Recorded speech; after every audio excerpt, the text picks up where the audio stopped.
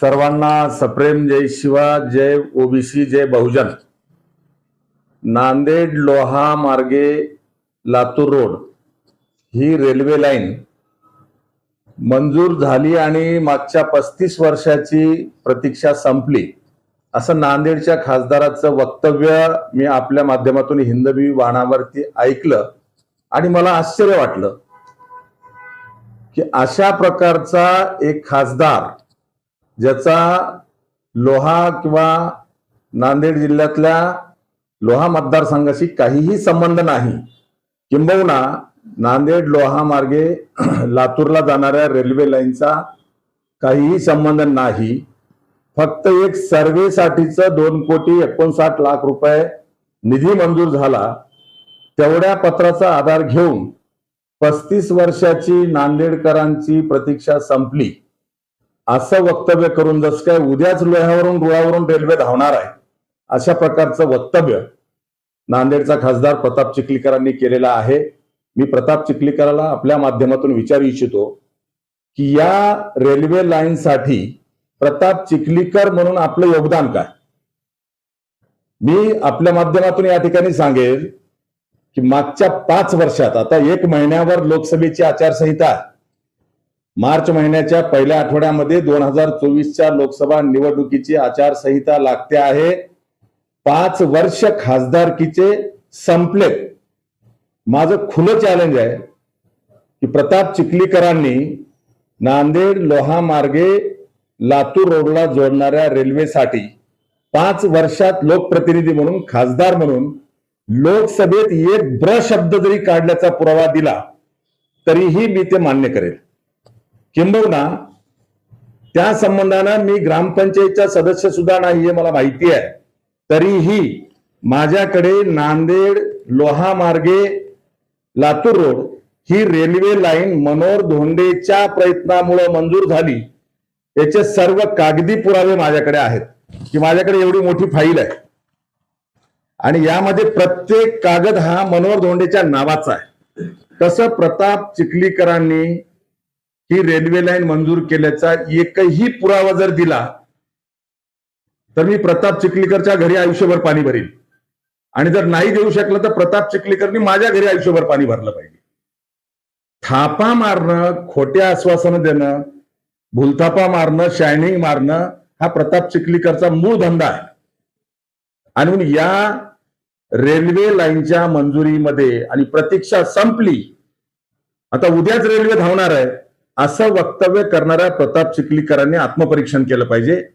मी आपल्याला आठवण करून देईल, जेव्हा 2009ला मी विधानसभा निवडणूक लोहा मतदारसंघातून शिवसेना भाजपच्या वतीनं लढवली, त्याच्यानंतर मी 17 जानेवारी 2011ला केंद्रीय रेल्वे विभागाला लेखी पत्र देऊन मागणी केली होती की गुरुतागद्दीचा कार्यक्रम झालेला आहे, त्याला जोडून बिदरला मोठ्या प्रमाणावर नांदेडून जाणारे शीख बांधव जातात आणि म्हणून शॉर्टकट रूट तयार करायचा असेल तर नांदेड लोहा मार्गे लातूर रोड जर जोडलं तर बिदर जवळ होईल, अशा उद्देशानं मी त्यावेळेस शिवसेनेचा या मतदारसंघाचा प्रमुख यानं त्याने ती मागणी केली आणि ती मागणी फक्त कागदावर करून थांबलो नाही। मला माहिती होतं त्याच वेळेला सन्माननीय भास्करराव पाटील खतगावकर हे नांदेडचे खासदार होते आणि कैलासवासी सुधाकरराव डोईफोडे आणि भास्करराव पाटील खतगावकर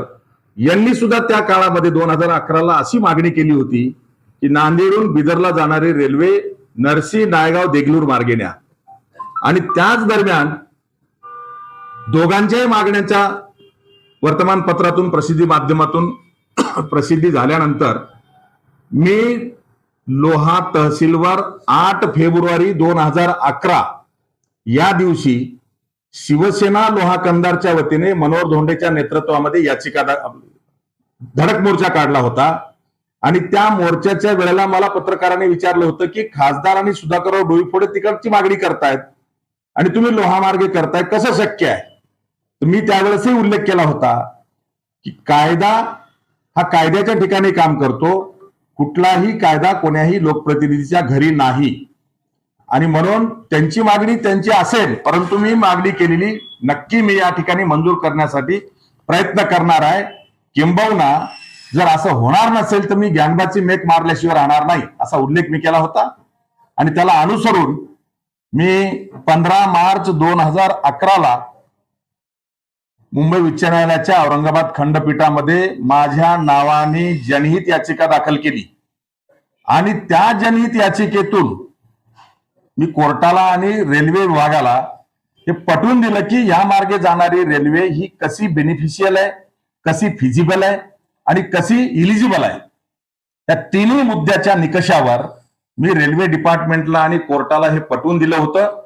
आणि रेल्वे विभागाने त्यावेळेस ते मान्य करून माझ्या औरंगाबाद खंडपीठामध्ये दाखल झालेल्या जनहित याचिका क्रमांक 15/2011 या याचिकेमध्ये केंद्रीय रेल्वे विभागाचं जे शपथपत्र आलं होतं त्या शपथपत्रात त्यांनी मान्य केलं की याचिकाकर्त्यांनी केलेली मागणी योग्य आहे आणि ही रेल्वे लाईन आम्ही मंजूर करायला तयार आहोत अशा प्रकारचं शपथपत्र दिलं.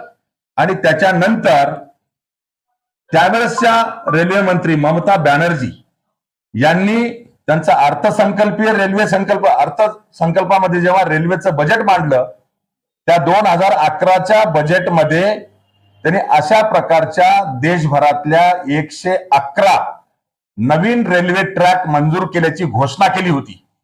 आणि त्या 111 देशातल्या नवीन रेल्वे ट्रॅकच्या मंजुरीच्या यादीमध्ये नांदेड लोहा मार्गे लातूर रोड ही रेल्वे लाईन अनुक्रमांक 1 वर होती यादीमध्ये. आणि त्याची घोषणा झाल्यानंतर पुन्हा रेल्वे विभागाचं मुंबई उच्च न्यायालयामध्ये माझ्या याचिकेत उत्तर आलं की आम्ही याला मंजुरी दिलेली आहे. मंजुरी दिल्याच्या नंतर माझी याचिका माननीय हायकोर्टाचे जस्टिस न्यायमूर्ती सन्माननीय गवई साहेब आणि जोशी साहेब यांच्या पुढे 16 नोव्हेंबर 2011 माझी याचिकेतला जो मुख्य विषय आहे तो मंजूर झालेला असल्यामुळे निकाली काढली.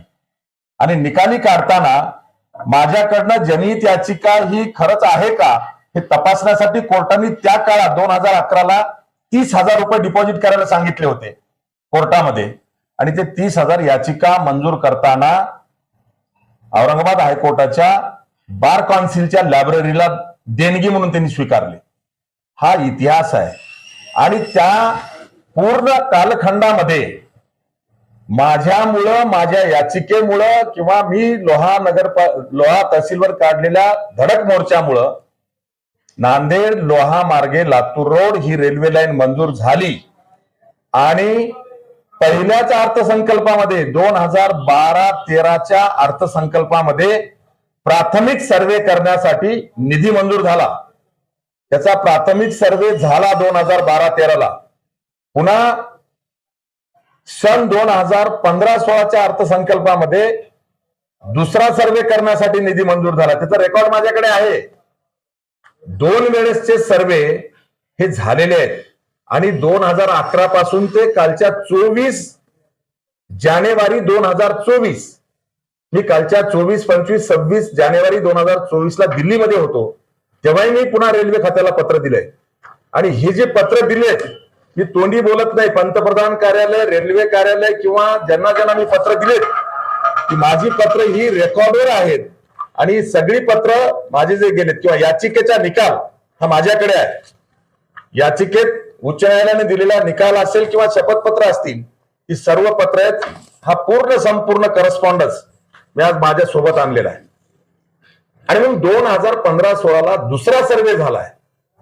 आणि त्याच्यानंतर प्रोसिजर म्हणून पत्रव्यवहार आणि कायमचा माझा संपर्क चालू आहे. आपल्याला सांगायला हरकत नाही. हे 24 फेब्रुवारी 2022ला केंद्रीय अर्थ राज्यमंत्री डॉक्टर भागवत कराड यांचं रेल्वे मंत्र्याला आणि पंतप्रधानाला माझ्या निवेदनावर पत्र गेलेले आहेत. हा सगळा पत्रव्यवहार, कायमचा पत्रव्यवहार आणि फॉलोअप किंवा त्याचा पाठपुरावा हा माझ्याकडून चालू आहे. त्याचा करस्पॉन्डन्सचा संदर्भ म्हणून कालच्या 6 तारखेला किंवा काल 2 दिवसापूर्वी जे पत्र निघालेलं आहे, कशाचं पत्र आहे? रेल्वे धावणार आहे का? नाही. जसं यापूर्वी रेल्वे लाईन मंजूर झाल्याची घोषणा झाली 2011ला, 2012च्या अर्थसंकल्पात पहिला सर्वेचा निधी मंजूर झाला. त्याच्यानंतर 2015-16च्या अर्थसंकल्पात दुसऱ्या सर्वेचा निधी मंजूर झाला. तसा हा तिसऱ्या सर्वेचा निधी मंजूर झालेला आहे. आणि निधी किती मंजूर झाला? नांदेड लोहा मार्गे लातूर रोडला 2,59,00,000 रुपये. लाज वाटली पाहिजे खासदार म्हणून घ्यायला. अरे रेल्वे खात्याचं वार्षिक बजेट हे हजारो कोटी रुपयाचं आहे आणि त्या हजारो कोटी रुपयामध्ये 2,59,00,000 रुपयाच्या सर्वेसाठीचा निधी मंजूर झाला तर 35 वर्षाची नांदेडकरांची प्रतीक्षा संपली असं वक्तव्य करून उद्याच रेल्वे धावणार आहे असा आव आणून येणाऱ्या मार्च मधल्या आचारसंहितेमध्ये पुन्हा मताची झोळी भरण्याच्या उद्देशानं लोकांना थापा मारू पाहणाऱ्या प्रताप चिखलीकरांना मला विचारायचंय की तुमच्या नावानी हे 2,59,00,000 रुपये तरी तुमच्यामुळे मंजूर झालेत, याचा काही पुरावा आहे का आपल्याकडे? असेल तर या छत्रपती शिवाजी महाराजांच्या चौकात लोह्याला थापा मारणं प्रताप चिखलीकरांनी बंद केलं पाहिजे आणि खरं ऐकून घेण्याची हिंमत पाहिजे. लोहा नगरपालिकेतल्या महात्मा बसवेश्वरांचा पुतळ्याच्या उद्घाटनाला मनोहर धोंडेला बोलायला द्यायची हिंमत झाली नाही किंवा स्वतः जेव्हा भाषण करायला उठले तेव्हा मैतीतलं भाषण केल्यासारखं करावं लागलं. ही नीतिमत्ता, ही नैतिकता आहे आणि नैतिकता असणाऱ्यामध्ये धमक असते, ती चिखलीकरांमध्ये नाही. म्हणून अशा थापा मारून मतं घेणं, तुम्ही कोणा ग्रामपंचायतमध्ये नाक खुपसणं किंवा कोणा समाजामध्ये तेढ निर्माण करणं, कोणा बिलोली तालुक्यातल्या महादेव मंदिरामध्ये नाक खुपसणं, हे धंदे करून गटतट निर्माण करू शकता. प्रताप चिखलीकरांचा हा मूळ धंदा आहे. परंतु विकासाचं एकही काम प्रताप चिखलीकरांनी केलेलं नाही. आणि असे पत्र दाखवून तुम्ही जर 35 वर्षाची प्रतीक्षा संपली म्हणणार असाल तर प्रताप चिखलीकरच्या आकलेची मला कीव येते आहे. 2,59,00,000 रुपये मंजूर झाले आणि ते सर्वेसाठी, तर तुम्ही पूर्ण प्रतीक्षा 35 वर्षाची संपली म्हणता. इतिहास माहितीये का आपल्याला? अरे 2,59,00,000 रुपये तर आमचा ग्रामपंचायतचा सरपंच आणालाय हो, तरी ते कुठे बोलायला तयार नाही. आणि म्हणून अशा प्रकारच्या थापा मारणाऱ्या प्रताप चिखलीकरांचा नांदेड, सोनखेड, लोहा मार्गे लातूर रोड या रेल्वे लाईनच्या मंजुरीमध्ये काडीचाही संबंध नाही. किंवा खासदार म्हणून 5 वर्षामध्ये यांनी लोकसभेत तोंड सुद्धा उघडलेलं नाही, तोंड सुद्धा. या रेल्वे प्रश्नावर एकही जर समजा शब्द बोलला असेल खासदारांनी नांदेड लोहा मार्गे लातूर रोडला तर त्यांनी पुरावा द्यावा. आणि नसेल तर या जनतेची त्यांनी माफी मागितली पाहिजे जाहीर. आणि माफी मागणार नसाल तर तुम्हाला उघडा नागडा लोकसभेच्या निवडणुकीत केल्याशिवाय मनोहर धोंडे सोडणार नाही. आता जनतेला फसवताना मुख्यमंत्र्यांचं, उपमुख्यमंत्री देवेंद्रजीचं नाव जोडून किंवा नरेंद्रभाई मोदींचं नाव जोडून स्वतःची टिमकी वाजवून घेणे आणि खासदार असताना पूर्ण प्रशासन राबवत जसा कॅबिनेट मंत्री असल्यासारखं गाड्या पाठीमागे पोलिसच्या ठेवून त्याला आपण काय म्हणतो भागवून घेण्याचा जो प्रकार आहे तो प्रकार गेली 5 वर्ष आम्ही त्यांचा पाहतो आहोत. मुख्यमंत्री किंवा उपमुख्यमंत्र्यांचं आभार मानायला केव्हा मानावं लागेल हे त्यांना कळलं पाहिजे. 2,59,00,000 सर्वे करण्याच्या निधी मंजुरीमध्ये मुख्यमंत्री आणि उपमुख्यमंत्र्याचा काय संबंध आहे? जेव्हा त्याचा फायनल सर्वे झाल्याच्या नंतर रेल्वे ट्रॅकचं प्रत्यक्ष बजेटिंग करायचंय त्यावेळेस जो केंद्र सरकारच्या रेल्वे विभागाच्या बजेटमध्ये महाराष्ट्र राज्याचा जो वाटा असतो तो वाटा मंजूर केल्याच्या नंतर नक्की मुख्यमंत्री उपमुख्यमंत्र्याचा संबंध येणार आहे याची मला कल्पना आहे. परंतु आज काहीच झालेलं नाही. फक्त तिसरा सर्वे करण्यासाठी 2,59,00,000 रुपये मंजूर झालेत आणि त्यामध्ये कोण्याही खासदाराचा किंवा कोण्याही मुख्यमंत्री उपमुख्यमंत्र्याचा संबंध यायचं काही कारण नाही. हा प्रक्रियेचा भाग आहे. 2011 पासूनची ही प्रक्रिया चालू आहे. असेच बजेट मंजूर करून आतापर्यंत 2 सर्वे झालेत आणि तिसरा सर्वे करण्यासाठी रेल्वे विभागाने रुटीन मध्ये त्यांच्या प्रक्रियेचा भाग म्हणून 2,59,00,000 रुपये मंजूर केलेत किंवा अशा अनेक ठिकाणचे निवडणुकीच्या तोंडावरचे पत्र आता निघालेत रेल्वे खात्याचे सुद्धा. मी आपल्या माध्यमातून विचारणार आहे, असे पत्र निघाले नाहीत असं जर त्यांना म्हणायचं असेल तर छत्रपती शिवाजी महाराजाचं मुंबईच्या समुद्रातलं जे स्मारक आहे त्याचं भूमिपूजन कधी झालं, काम झालंय का? किंवा परमपूज्य डॉक्टर बाबासाहेब आंबेडकरांच्या स्मारकाचं इंदू मिलच्या स्मारकाचा विषय काम झालंय का? जे लोह्यात प्रताप चिखलीकरचं चालू आहे तेच दिल्लीत ते चालू आहे. लोह्यात छत्रपती शिवाजी महाराजांचा पुतळा 19 फेब्रुवारीच्या अगोदर बसवा, नाहीतर मनोहर धोंडे कार्यकर्त्यांना घेऊन पुतळा बसवेल असं म्हणल्याच्या नंतर रातोरात आणून चौकात पुतळा बसवावा लागला. त्या छत्रपती शिवाजी महाराजांचा लोह्याच्या चौकात जो 19 फेब्रुवारी 2023 ला पुतळा बसला तेव्हापासून आजपर्यंत काय केलंय? 15 कोटी रुपयाची घोषणा केली होती ना, दिले का सुशोभीकरणाला 15 कोटी? आणि मग असे अनेक वादंग निर्माण करायचे, लोकांमध्ये गट निर्माण करायचे. मला कळलं की कंधारमध्ये सुद्धा लोकशाहीर अण्णाभाऊ साठेंच्या पुतळ्याच्या बद्दल काही समाज बांधवांनी तिथं आंदोलन केलं, उपोषण केले. तिथं सुद्धा समाजात फूट पाडायची आणि तिसरीकडे जागा दिली म्हणून दाखवायचं आणि समाजामध्ये संघर्ष निर्माण करायचा आणि आपली पोळी भाजून घ्यायची. व्यापाऱ्यांच्या संकुलाच्या बाबतीत कंधारच्या असंच केलं. असे कितीतरी विषय आहेत प्रताप चिखलीकरचे. आणि म्हणून यांची आता खायचे दात आणि दाखवायचे दात हे लोहा कंधारच नाही, नांदेड जिल्ह्यातल्या सगळ्या जनतेला कळालेले आहेत. उद्याच्या येणाऱ्या लोकसभा निवडणुकीमध्ये कितीही मोदीला देऊ द्या, प्रताप चिखलीकरांनी उमेदवारी घेऊन उभा टाकावं.